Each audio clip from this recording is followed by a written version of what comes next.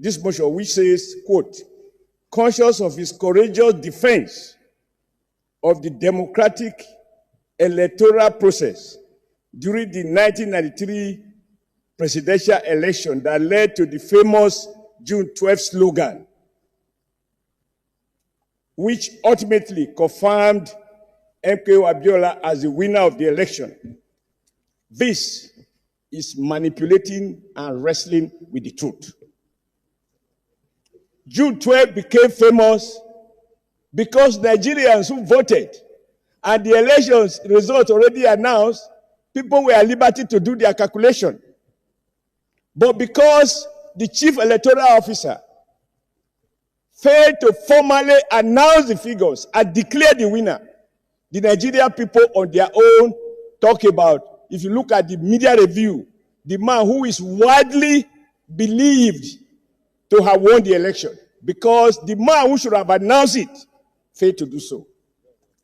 The second paragraph, or the fourth paragraph, informed that he stood his ground during Nigeria electoral wishes and aspirations were realized, which culminated in June 12 being marked as a 30th Democratic Day due to his unwavering stand as an umpire.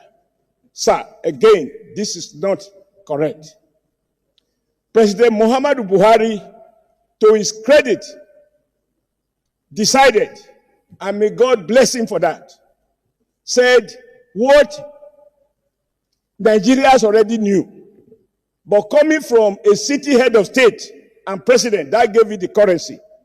He said everybody knew that MKO Abiola won June, election that was conducted on June 12th.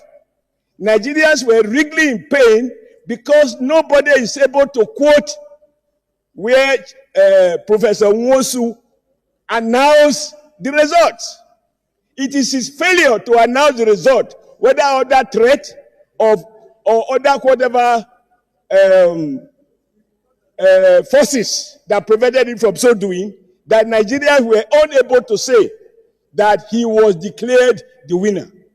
In fact, I was active in that struggle when we met with the late General Sani Abacha.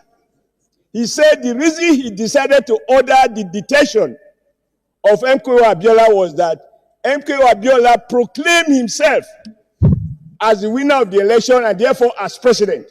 It was on that basis Abiola was arrested and he died in detention. If Professor Nwosu had had the courage, I emphasize courage as is being suggested here, to announce the winner and damn the consequences. After all, he who is not ready to die for something will end up dying for nothing. We cannot distort history in this Senate. We must be seen to have sentiments that reflect the average feeling of the average Nigerian. Professor Nwosu, when it mattered most, his courage failed him. And when you give national honors and recognition, you do so for people who have shown courage, who have paid the supreme price, or who were ready to pay that price. Lastly,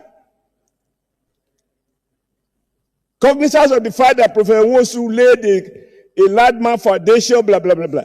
This is the reason it is even more painful that you allegedly have all this courage to conduct elections.